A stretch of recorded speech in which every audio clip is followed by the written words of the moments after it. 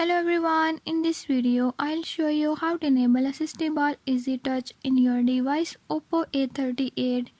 In this device Oppo A38, I'll show you how to enable it.